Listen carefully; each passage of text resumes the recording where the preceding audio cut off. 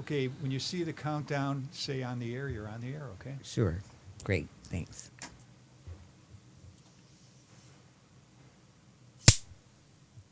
Welcome to Talking Peace with the Western New York Peace Center, being produced here at Think Twice Radio in the home of the future, also the home of our friend and producer, Richard Wicca.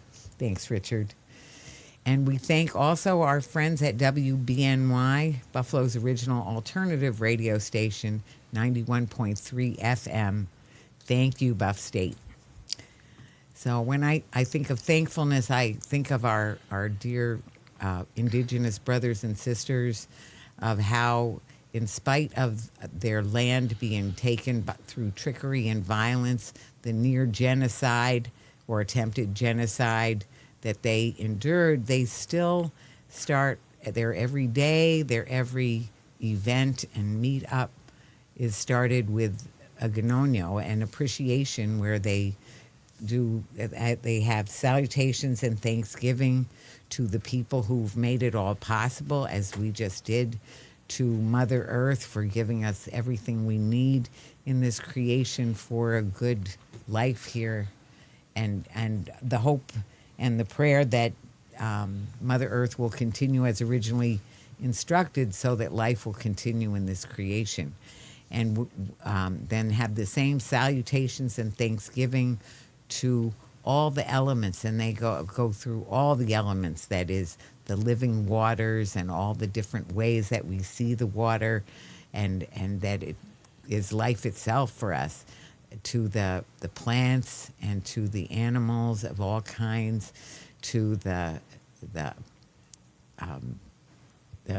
brother sun, the grandmother moon, to the thunder beings, and to the star, the sky world, and to our Creator, and the great mystery, and the love that manifests it all, and that we should all act as we have been originally instructed, so that life will continue in this creation. And then they say Nyahweh, and the people say no. So Nyahweh. No. No. Thank you. Thank you. Well, it's a very important topic. Again, as always, there are so many of them. This is vital, and it's very local and very vital, and very much running out of time to say we need to pay attention to what's going on about Humboldt Parkway. So we have here with us, very excited to have members of the Eastside Parkways Coalition. It's eastsideparkways.com. eastsideparkwayscoalition.com. Thank you. That was what I wanted to be sure on. So, and we have Terrence Robinson, Matt Deering, and Marcia, or Marcy Robinson, all here, and all very involved in this very important effort. So welcome. Thank you. Terry. Thank you for coming. It's good to share with you. Oh, we're so glad. And Matt. Very, very happy to be here. Thanks so much for having us on tonight. Oh, we're so glad. And you've been doing a lot of work trying to get the message out. So we just want to help keep getting it out. And Marcia. And I'm grateful to be here. Oh, Thank you for having us. We're grateful. We're grateful to all three of you for all the work you've done. And I want to say I've been hearing about this for a while, but before we start to dive into the topic, as we said, we like to think of what are the values we need to think of in this issue, or for this issue. So if we just go around, around the circle, and each one of you can just share a value or a couple values that you think of in this connection. So, Terry? There are so many deep values involved in this whole process. But I think, as you started off with, I think sharing is kind of the fundamental thing. When we share and we think about how this impacts our brothers, our sisters, 7 generations forward, it's vital. And I'm thinking of this thing not only in the context of the past. I mean, there's so much heavy stuff there, but what is the effect of this decision on those next 7 generations and all of the people associated with it? That's my primary concern. Thank you. Thank you. That's beautiful. Sharing and really sharing and looking forward to the 7 generations, which actually, of course, as you know, that's what the indigenous people do. You know, that's their benchmark, their, way of deciding. And Matt? I think Terry said it very well. I think that's what motivates me as a younger person involved with the coalition is like looking toward the end of my life and wondering what's going to be there, what am I going to leave for my children and grandchildren. But it's also about justice, environmental justice, racial justice, justice for a specific community, for a city, and it's about stopping the sort of history of short-sighted decision-making that I think has gone on for far too long in Western New York. Back to what Terry said, this is just about making sure that the legacy that we leave for the next generation is the best one that we can. I just want to say you could say that again. Yeah. Absolutely. Every different part of that. So, yes, thank you so much, Matt. And Marcia? And I agree with what has been said so far. And, I worked as an environmental engineer for 33 years, just Really? about. And so my priority has always been the protection of the public health and welfare and the environment. So that's a big deal for me. And this project is totally against all of that. And environmental justice and, just changing the way things have been done, ramming this down our throats, whether we like it or not. It's not right. Right. And not lessening the burden on the people who have been harmed for decades. Right. Thank you so much. So that absolutely, and that's where you play a very key role with the background that you have, and back to looking forward and also looking back. I want to say, to me, I often, and very often, the values that I have to bring out are truth and love. Because I feel like, well, first of all, there was Dr. King said, we were just talking about this. Dr. King said, unarmed truth and unconditional love will have the final word in reality. So we need the truth. It's not, it's not, excuses or partial truth or anything like that. And really the love of caring. And actually, I think of Cornel West said, justice is what love looks like in public. So the justice issues, which looking backwards, looking forwards, they're critical in this connection and to the way things are done or should be done. They should be critical to the way things are done. I'm not sure that they are. So that's why we're here. That's why we're talking about it. So maybe just to lay it out, if I'm gonna say I remember, way back when this was very early, when it was percolating that there were problems with this plan. So do you want to each of you sort of lay out if anything you want to just sort of how did we get to where we are and where are we now? So just a little perspective. Okay, please. Because my relationship with the Parkway goes back all my 7 decades. So when the Parkway was when the original Parkway was there, we played on it. We played touch football. I walked to church along the Parkway in the early morning. And so in the time since, and watching the effect of the removal of the Parkway, and people talk about how the community has not responded or how the community is at odds with the different programs, etc. But that Parkway and the gash that it made in the community it continues to disconnect the people continues to disconnect the thoughts, continues to not allow people to come together and share ideas and visions of the future, visions of the past, all of those things in a way. So it has been a process that was designed to divide people in the discussion of it, divide people in the way they look at things, divide people so that by the time the project occurred, there would be no opposition, or the opposition would be so diffuse and engineered to attack each other that we're at this pass now. And we could not know what the project was going to be until they said, this is what we're looking to do. Even now, when they say this is what we're looking to do, there's all kinds of, well, maybe, but we might do this. It's shift changing constantly, so that by the time the actual plan was presented, it's only a matter of actually a few weeks, a few months. Really? And there's thousands and thousands and thousands of pages of documents to read to discern exactly what they're proposing.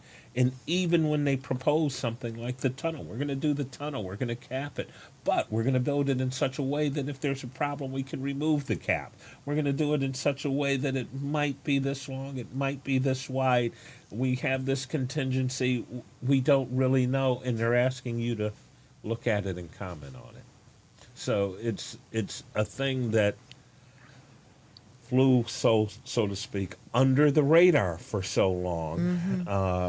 But I mean, I think there's always been at least in my heart, an intent to remove the Parkway, remove the expressway as it exists and to replace it with the Parkway that was there, that was designed to facilitate the flow, the connectivity between people. Oh, thanks so much, Terry. Matt, what would Yeah, you say? I agree. I think, I remember first seeing a Restore the Parkway sign, I don't know, it had to be 10 or 15 years ago, just a sign on a lawn. And I think that was kind of what spurred me to learning about it as a young person and its history and its significance to not just urban planning, but something that made Buffalo, a city known around the world. Was this park system that was a hallmark, something that had never really been seen before. And so I got directly involved with the Eastside Parkways Coalition just after the public comment period opened, after the DOT hearing that they had at the Buffalo Science Museum in mid-September.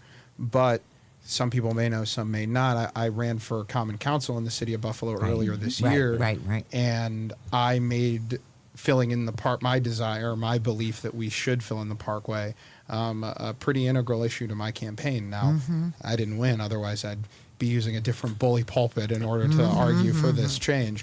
But that being said, I believe the coalition was created sometime in like July or August, like very, very recently. And I think it was a pretty small group of people until sort of the public meetings showed that there's a lot of discontent in the community, but more than anything, sort of to Terrence's point, that people, different pockets of people all believe the project is, that something different has been proposed and something different will come from the project in the future.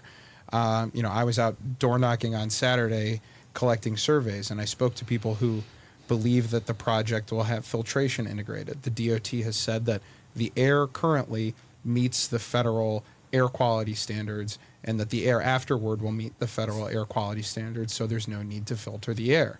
Now, what all that tells me is that the federal air quality standard is probably too high. I met someone who believes that this would be a 2-deck tunnel. There's no indication from the DOT of that. I've spoken to people who believe that there's a future plan to put some sort of rapid transit or train under the tunnel.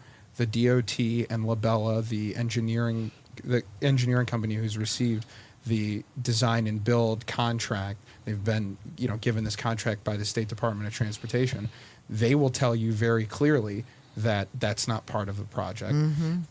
And that's sort of what drew me to getting involved back on the ground on this issue, because it's clear if people don't know what's going on, somebody's got to try to cut through the 900-page reports and the fancy, talking points and things like that, or statements from the DOT officials or from the folks at the higher up folks at LaBella. And I want to make a statement that there are folks at LaBella who are doing work in the community, and we have a lot of respect for them. They're taking the slings and arrows from folks who are always asking them questions. It's the folks who are higher up, I think, that we have an issue with.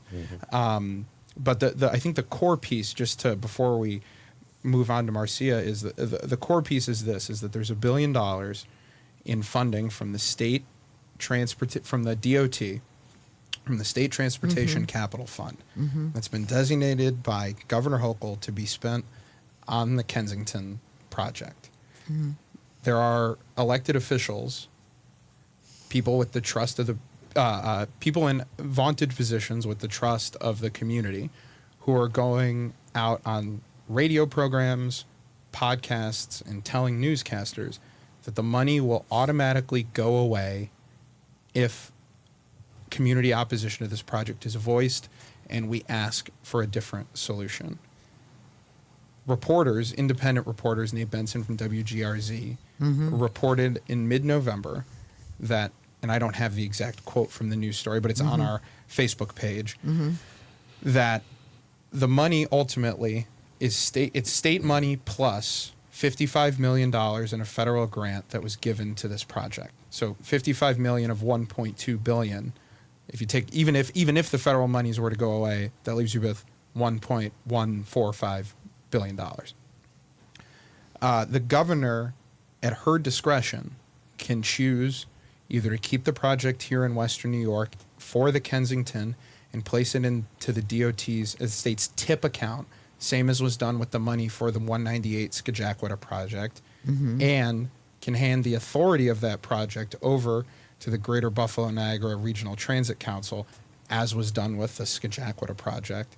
And so ultimately, with the money piece, which is being used really to divide the community and frankly to scare people out of voicing their concerns, Right. it's fundamentally not true. And I think there's a reason why when you ask the DOT directly, they won't give you a straight answer on it. If you ask LaBella directly, they won't give you a straight answer on it. But elected officials who, last I checked, can't really be held liable for statements that they make in the press are the ones going out and saying that this money's automatically going to disappear or go downstate. Or, as one elected official said, well, just let it go away if the people don't want it. Now, last I checked, I don't consider that to be advocacy for your community. Right. If people are voicing opposition and then you're saying, well, if they don't like this, let it go downstate. It can't. The highway's got to be fixed anyway.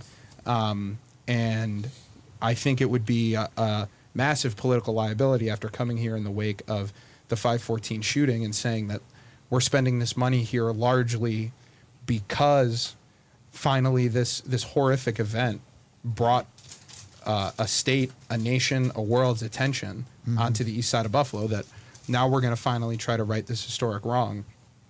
I don't think, frankly, the black voters across the state of New York, if she were to take this money out of this community, I have a feeling that black voters across the state of New York would have a problem with that. And she can't get reelected in a few years without that support. So ultimately, there's no way that the money's going to disappear. And that, I think, is really the keystone to the whole point of why we're speaking out and speaking up and trying to change the scope of what they're trying to do here. That makes a lot of sense. Thank you for all that. And Marcia? Well, I first got involved with Eastside Parkways Coalition after I started to read the report. I live on Humboldt Pkwy and for a very long time, and I worked as an environmental engineer for years. So I was looking at it as a homeowner and an engineer. And when I was looking at it, I was astounded at some of the things that they were going to do, like using explosives very near our homes to remove bedrock. I mean, within like 30, 40 feet of our houses. And that when they do that, they release toxic gases from the bedrock, including radon, and all of the vibrations, not just from the blasting, but all the pounding and jackhammering and everything that they're going to do for 4 to 5 years during the construction period was right next to our houses. And our homes are like 120 years old. They're fragile. They're historic, and releasing toxic gases, cracking our foundations, our walls, our roofs, our sewer lines, water lines, is dangerous. And if radon gas has no odor, you can't see it, so we would never know it's there.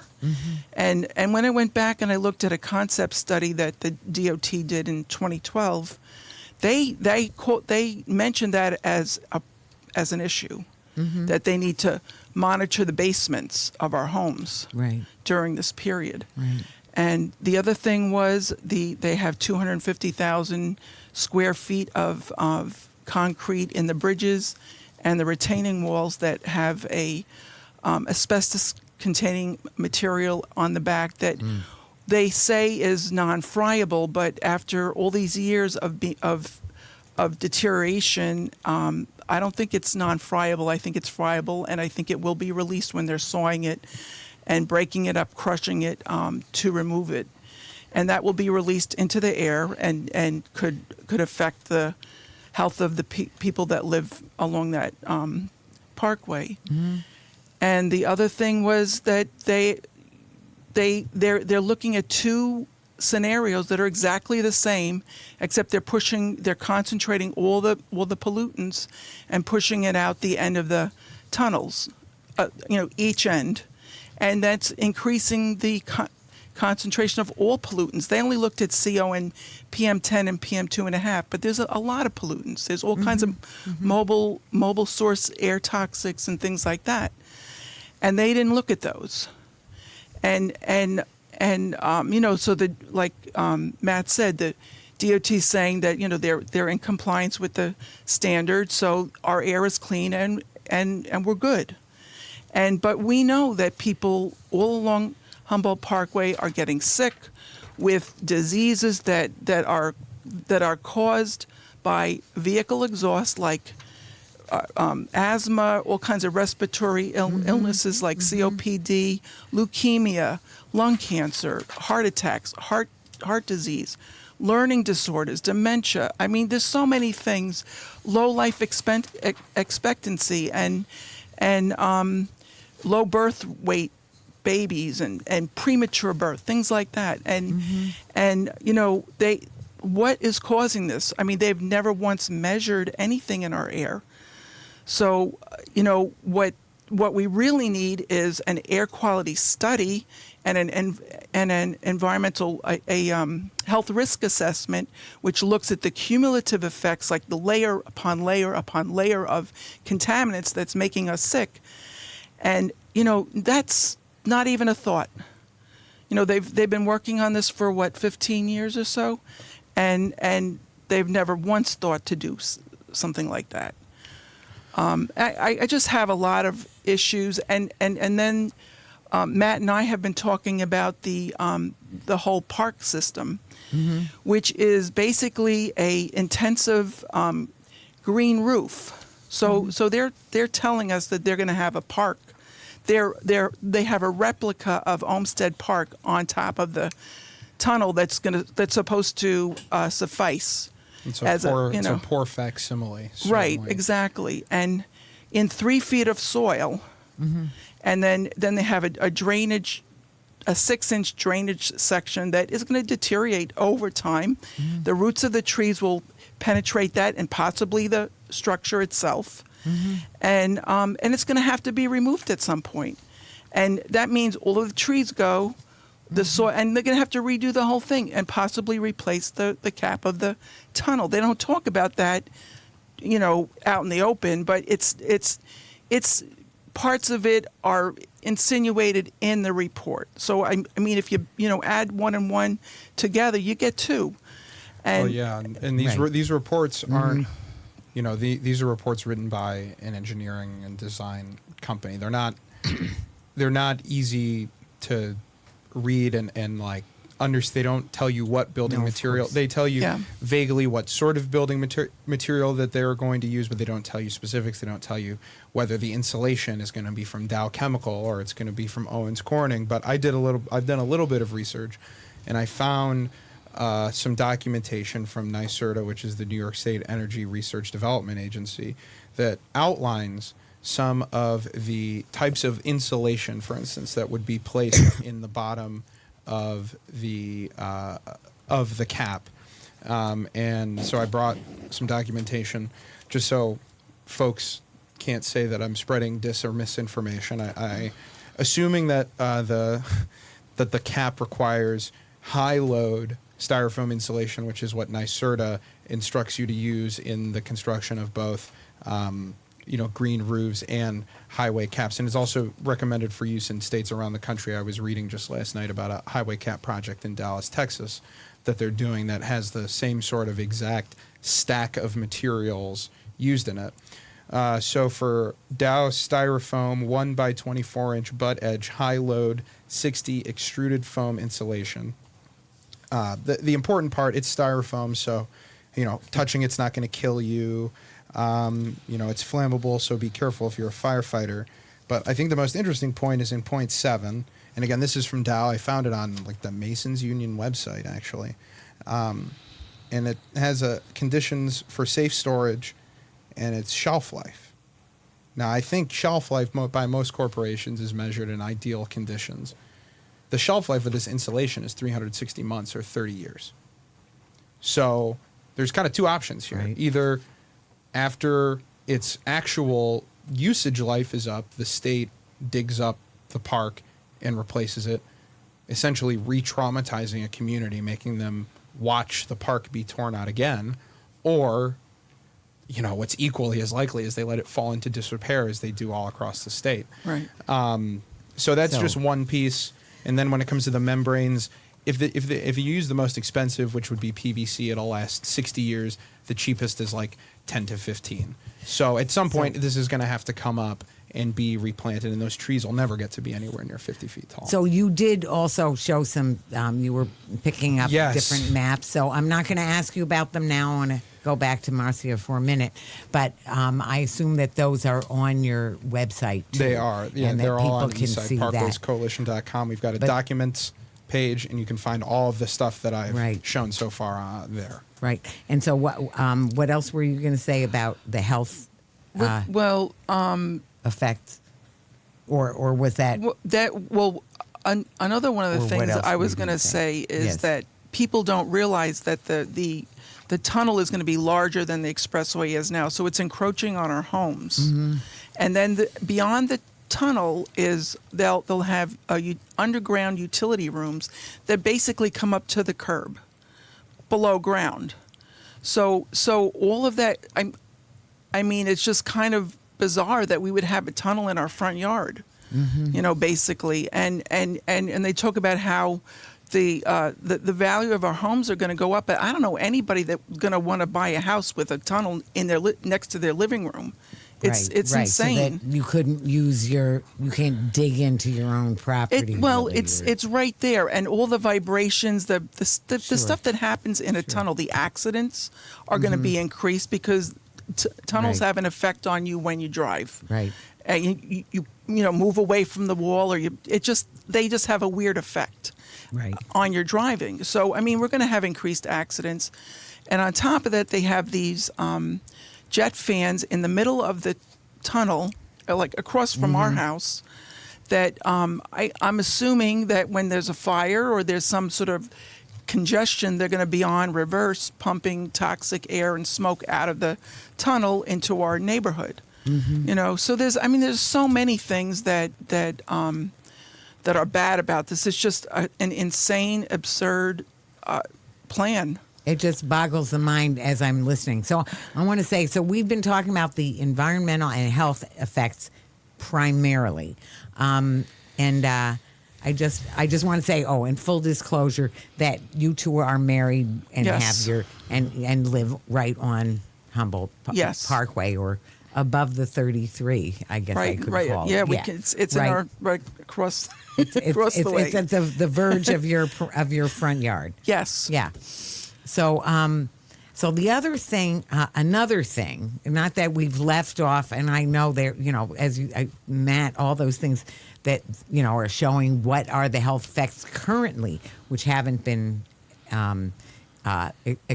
fully explored, nor have the repercussions that would come from this. And they keep saying, it reminds me of, in a way, of nuclear waste, and the way they keep, using nuclear plants and like nuclear waste. Oh, it's no real problem, except that it is a huge problem. Nothing clean about it, but they haven't figured it out yet. But they keep kicking it down the road, and then meanwhile, the community is left with Roswell Park because of all the cancer, all the nuclear waste that we have around.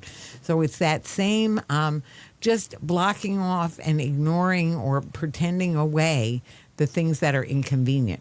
But what I want to go to, if we could just do another go round about the community involvement piece. So I heard some dates, and they sounded. It almost seems to me, now tell me if I'm wrong, that I remember hearing somebody, we were talking about this right before we started this show, that one community activist was at a show and tell meeting with all the pictures and the nice, fancy diagrams and things, and maybe a mock-up or something. And, she was like, well, there was no community people here. And I'm thinking that was like, I want to say somewhere last winter, something like last winter. Right. So if we could go around with, like, how much has the community heard about this, and how has the community been involved or not involved? So if you could each address that, and sort of the timing of some of these things. Again, the structure itself, the effect of it has been to divide and prevent community cohesion. And this plan illustrates it brilliantly, if you will, because, as you know, I'm a historian, I'm a preservationist. Right. And when I look at preservation, is not about putting something and holding it as it was whatever many years ago. Preservation's about learning the lessons from the past to inform how we move forward in the future. So you learn and you practice the best things that you've learned, and you learn from your mistakes, and you learn how to do things better. In this case, Buffalo is such a unique place in the history of the country. Even though we go back into the Jim Crow era, et cetera, et cetera, et cetera, when railroad was king, Buffalo was the second largest railroad center in the country. That meant the International Brotherhood of Porters was the critical, Randolph Hearst, Right. in terms of integrating the military in the middle of World War II. You go back, the associations that go with at the end of the Scajaquada Creek, when the Niagara movement in the 1900s Right. crossed over into Canada and later became the NAACP. Well, the NAACP, the founding members of that, two of the sisters were Jewish. And that community at the time of the struggle between the working class people and the people just coming to the country, that continued for another 50 years until the Faith Missionary Baptist Church purchased what was a shul, a synagogue that was Right. built in the 20s from that Jewish community, and they passed it on to the burgeoning African American community at that time. And that community, which still, that congregation, remains today over 50 years ago at Faith Missionary. Well, the young Dr. Martin Luther King spoke at Faith Missionary Baptist Church in the late 50s, before Selma, before all of these ties that exist that can only exist in Buffalo. W.E.B. Du Bois was at the Pan American Exposition, and those sisters, Peggy Bertram, Barbara Nevergold Seals, were just given a award for their recognition of W.E.B. Du Bois and his role at the time in 1901. All of these things come together in different ways. Shirley Chisholm, Adam Clayton Powell, giants of the last half of the 20th century, spoke at Humboldt Missionary Baptist Church, because Humboldt Missionary Baptist Church was where the congregation from the Michigan Street Baptist Church moved in 1962. So you've got that history. You've got the history of the Jewish community that when they were displaced, actually, when they built the Temple Beth Zion? the Route 33, Route what 33, right. what they did was ethnic cleansing, and they moved out a whole population, and that is when black folks came up and they did the war industry. $5 billion worth of money was spent on the war industry in Buffalo. So the labor force largely came from the South in the Great Migration. But when those folks came and bought those houses in Cold Springs in the Fruit Belt, they were often earning more money than the people they displaced, because they were working in the heavy industry. So there's a lot of mythology that is displaced or misplaced or misrepresented that doesn't capture the actual lived experience of the time. Humboldt Parkway captures the German American von Humboldt. It captures the Jewish transitional that later went on to form the foundation of Amherst. And it captured an enormous second half of the 20th century African-American history. Beverly Johnson, the first on Vogue, Bob Lanier playing at Maston Boys Club, Herbert Bellamy the first, and Lydia Wright, and Dr. Evans, and the ophthalmologist of world renown, Dr. Yerby Jones, a whole segment of people. When you remove the history of our elders, when you remove the context of where we live, you are destroying our prospect, not only for who we are and the recognition of our past, but who we will be in the future. This is the lived reality that accompanies the environmental disaster, the economic disaster. When you look at the variety of stores and shops and caretakers and solo practitioners that used to live there, it mirrors what is Elmwood Village today, which for 30 years has been classified one of the top 10 neighborhoods in the country. So the restoration of the Humboldt Parkway is a restoration of a community. When you go through there and you look at every corner, they're vacant. The mixed-use store, the mixed-use storefront, the mixed-use doctor, lawyer, baker, that you could used to go every 4 or 5 blocks. That's what makes strong, vital neighborhoods when your first job is sweeping out the neighborhood store. That has been absolutely decimated. And that's what we're talking about with the restoration of the 33. Right. Thank you, Terrence. That was a great history, Terry. Yeah. There's a lot. There's I even believe more. so much There's so more. much more. Of course, there is. So Matt, So what I would speak on is the way that sort of this project, and again, Terry probably knows it probably better than almost we anybody share, else. bro. We share.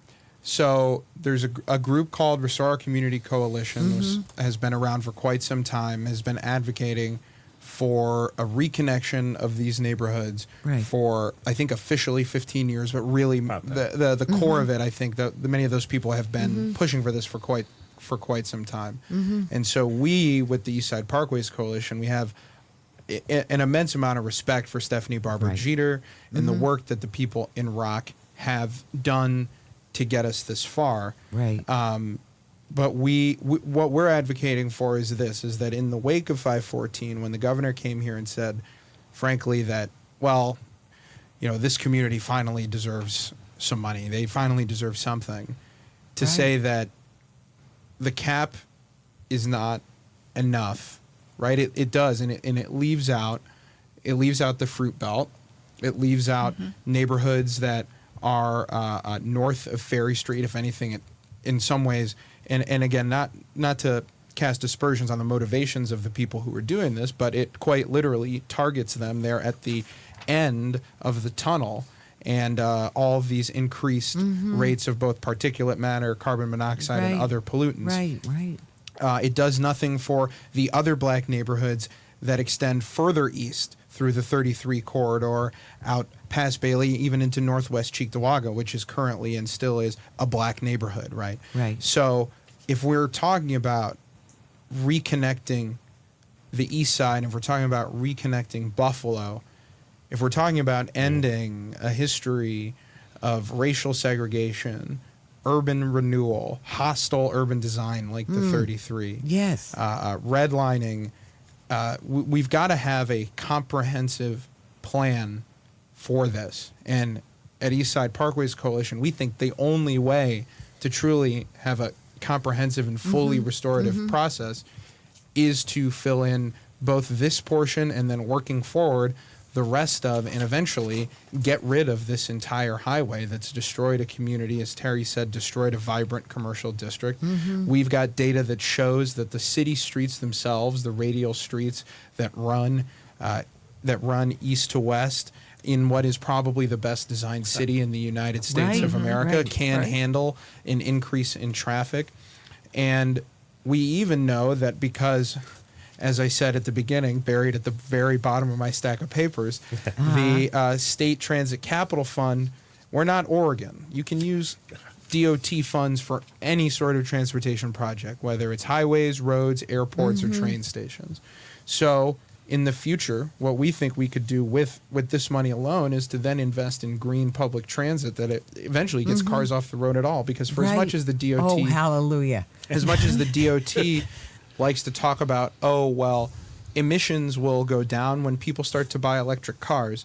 That would be true whether they're driving through the trench that exists now or whether they're driving on city streets. But switching to electric cars does nothing about the particulate matter that comes off of as brake dust, as tire dust, and other things. If anything, electric cars, which are generally speaking on average heavier than cars with internal combustion engines, the tires are going to wear faster and the brakes are going to wear faster because it's heavier on the tires, which means more friction, which means more degradation, and it takes more energy to stop them, which means the brakes are going to degrade faster. So these sorts of things, when they talk about, oh, EVs are coming in and that'll deal with the pollution, at least from what we've seen, and we'd love someone from the DOT to refute this, someone from the DOT or from Labella to refute this, those considerations have not been made, and fundamentally, again, the work Rock's done is very, very valuable. Again, we probably wouldn't have this $1 billion if they hadn't been advocating for so long. Right.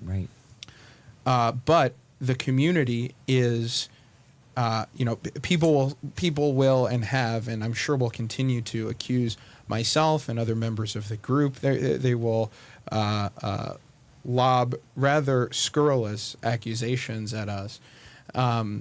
But people who know us know that we're engaged in this in good faith, and our motivations are plain Absolutely. and clear and are out. I wear a compass on my neck every time I leave my house. I never wore jewelry until a couple years ago after I lost my job for standing up for what was right. And the compass is here to remind me that if I'm doing something, it's because I'm moving in the right direction. So anybody who tries to impugn our motivations, I think, reveals the fact that they can't exactly challenge the arguments that we're making here today, have made in many public meetings, and will be continuing to make. So for anyone who says I'm insulting the intelligence of people in the community, I'm collecting statements that I've heard and repeating them as I always try to do. There are people saying that this is phase one of a multi-phase project. Labella and the DOT will not agree with that. They will say, oh, this project does not preclude a future project, but that's rather wishy-washy speak. We know that the bed of the Skagway Creek, which sits in what some folks call the bathtub at the interchange between the 33 and the 198, already has a subway running underneath it there's absolutely no room to continue this tunnel further underneath it. This, for as much as I think we deserve as much money as New York City does not think we deserve as much money as New York City, and that they're not going to build the Lincoln or Holland Tunnel under the Skajackwada Creek bed. So fundamentally, it seems largely impossible that this would be phase one of a multi-phase project. Again, if the DOT or Labella would like to go on the record with that statement, well, then that would be something for us to consider.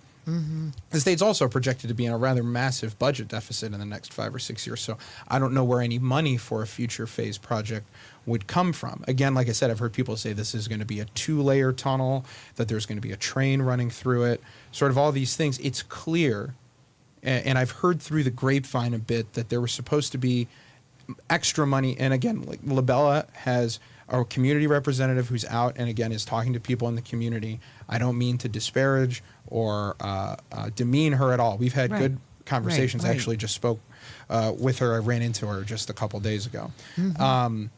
But I believe there was supposed to be more money from, I think, the Obama administration that got tied up that was supposed to go for more community outreach. And what I've, again, heard through the grapevine, as many people are about this project, right, which should sort of be a hallmark of what's going on here, is that money didn't go through.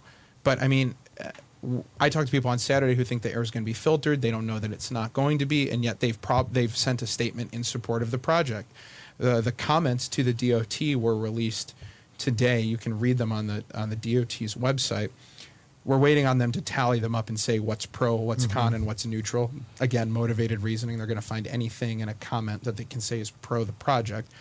But if you read those comments that even say they're supportive, they are saying things in those letters that the DOT and Labella have not said. They believe people fundamentally, even people who are involved and rather close to the ground on this, they believe things about this project that no one in an official capacity has agreed to. And again, if there's any evidence of that, we'll take that all into consideration. But it's just not, it's not there right now. Right. Well, thanks, Matt. And Marcia. Yeah, I just wanted to emphasize about the redistribution of traffic, that, most of the radials and side streets can handle the traffic redistributed. We're not going to have 75,000 cars, and the 75,000 cars is 2 ways. So that's like 37,500 cars a day. And those cars, I mean, if a person normally gets on the 33 from like Genesee Street and they drive up to get on it, they're going to take Genesee Street straight in. They're not going to go that way then to ride on Humboldt Parkway. This is if it's restored. Right. And most, when you look at the volume to capacity ratios for the city, most of the congestion is where people are getting on the highways. I mean, it's not on the streets. Right. So if people got Right. off this highways, started driving the streets, which I've been doing lately, and I'm finding out it's pretty nice, and sometimes quicker, it's a good thing. And it's not. We're not going to have 75,000 people driving past our house. That is a lie. It's a lie. It is. It's fundamentally untrue. And the other thing that they're going to do is they're closing the ramps at Utica on and off, so they're actually walling the community off from the expressway. We can't even use it. We have to drive all the way down to Best Street Right. to get on it. Right. I'm not going to get on it. I'm going to take the side streets. Right. Then because of that, the traffic on southbound Humboldt is going to increase like 4,000 cars a day, estimated. So how is that going to reduce our air pollution? It's ridiculous. Well, and I think one of the things I'm hearing from everything that you're all saying is the short-sightedness of this plan because of the problems. First of all, the weight of this plan that will fall on the surrounding community that supposedly is supposed to be helped by this plan. Right. Instead, they'll be hurt by this plan because of the increased pollution and all the upheaval and everything else. There will be, and again, like before we get accused of sowing discontent or misinformation, there will be pretty much equivalent. So homes directly along the cap would see a relatively small improvement in air quality. But at the ends of this, the neighborhoods that don't get the cap, you don't get a park in front of your house, and you get all the pollution from inside of the tunnel. And again, the air quality standards, they're saying it's already fine. So the idea that a small improvement is what $1 billion, not is it worth $1 billion, this community is worth $10 billion, the entire budget of the United States government, in my opinion. But we should be able to get more for $1 billion than a modest improvement along a small stretch of a highway. And Go ahead. And they're also contradicting all the laws that they've passed for climate change. Right. You know, and they're supposed to be reducing vehicular traffic and air pollution, especially in a disadvantaged community like we are. Right. You know, I mean, not right now, but during June of 2022 to June of 2023, the DEC drove around in car, had a contractor driving around in cars, measuring the air street by street, 20 passes a year, and our air is pretty bad. Right. You know, and so we know that. This is an environmental issue. It is a justice issue. It is a traffic issue. It is a health issue. It is a health issue. Mm-hmm. It is not a black, red, white, brown, right, left issue. Right. Let me just say, when I look at the layers of this thing, my mother was one of the first Buffalo police officers, female, 1960. Mm-hmm. And when she came on, the Buffalo police commissioner was Frank Felicetta. Lived in a house at Northland and Humboldt Parkway. Paid $20,000 to move his house back right then. He lived next door to St. Francis de Sales Church. The person that designed St. Francis de Sales Church was George Dito. He lived across the street on Humboldt. He was the same person that he was the architect of Buffalo City Hall. So his house does not count in the historic resources. Right. Neither does St. Francis de Sales, neither does Skajaqua Creek. They engineered this whole report. Yes. It's a fraud. So I want to, you know, the other thing, the word Olmsted, you know, and the parks and the slowing down and the green Central Park. As you said, Matt, you were saying that this is less expensive to do the thing that will not require a whole generation of tearing the neighborhood apart in 30 years or however many years it may be. Instead, to fill it in, then that restores the vision and it leaves all this money for a better transportation. For a better transportation system, for improved radial streets that will then drive traffic in front of abandoned and empty businesses and vacant lots where there used to be vibrant black businesses. And your point about Olmsted is close to me for two reasons. So obviously, growing up as a kid in Buffalo, you hear about Olmsted all the time. Obviously, it's on all the signs. My father's family is from Louisville, Kentucky. My grandfather was the president of the Louisville and then the Kentucky NAACP in the late 1950s and the early 1960s. Actually, I was at a conference of black state legislators a few weeks ago. I met someone who knew my grandfather when he was 15 years old in Louisville. Wow. It was a real sort of closing of a circle for me. Louisville is another city with an Olmsted designed park and parkway system that was very much like Buffalo's destroyed. So this is an issue that, to me, I may be 30, but the truth is that, you know, it's something that has affected my family. Right. You know, I heard someone say, "Oh, the Parkway wasn't stolen from Matt Deering; it was stolen from the people who lived there before," and that is true. But there was an Olmsted Parkway that was stolen from my family at 3418 Grand Avenue in Louisville, Kentucky, in Jefferson County, and what we don't want to do is steal this parkway for the next generation and the one after and the one after that. Right. So I want to say we're almost out of time. And if you see that, we are almost out of time. I see that. So I think we need to really cut to very quickly how people can get involved. So I know you're having a meeting on Thursday, the December 20. Well, So there- No, so let's not go backwards. Just the ones that, I mean, there's one tomorrow that night. is Thursday, the yes. 14th. Yes, if you're watching on the live stream tomorrow, Thursday, December 14th, there will be a meeting at the Delavan Grider Center. We say it starts at 5:30. Get there by 5:45, and you'll be all right.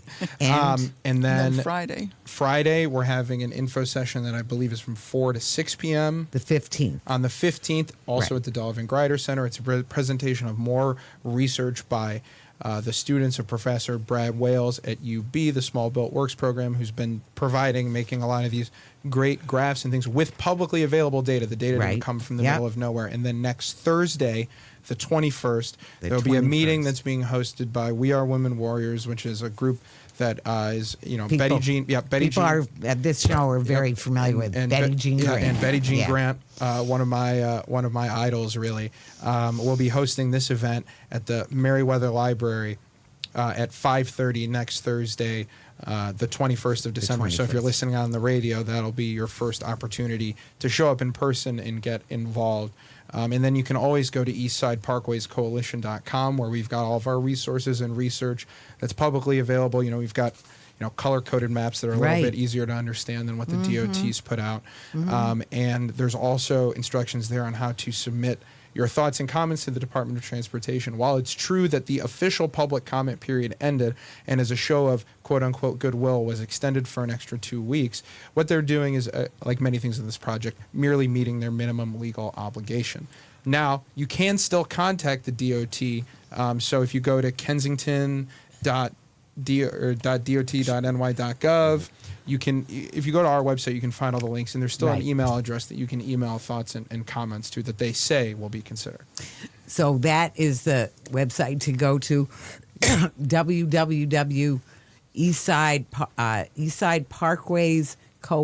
eastsideparkwayscoalition.com. You got it, Vicky. .com.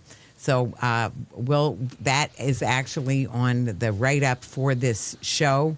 So anywhere you see this show or hear this show, you should be able to find it, which includes the Western New York Peace Center channel, YouTube channel. Will have this on it. So meanwhile, I want to say it's been just wonderful having you all on. I can't thank you enough. We can't thank you enough at the Western New York Peace Center for bringing this up.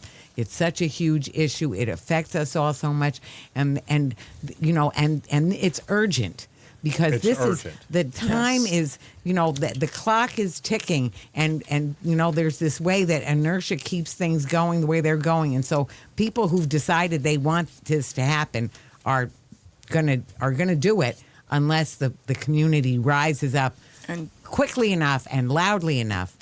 And you all each one of you have done so much towards that. I want to say, out of the goodness of your heart, out of the courage and integrity that you all have, that's just caring about the community and seeing the obvious, thing. my sister, the struggle continues. Yes, so Yeah. we're so grateful. I can't thank you enough. We'll keep working together, and this has been Talking Peace, and together we've been talking peace in truth and love. So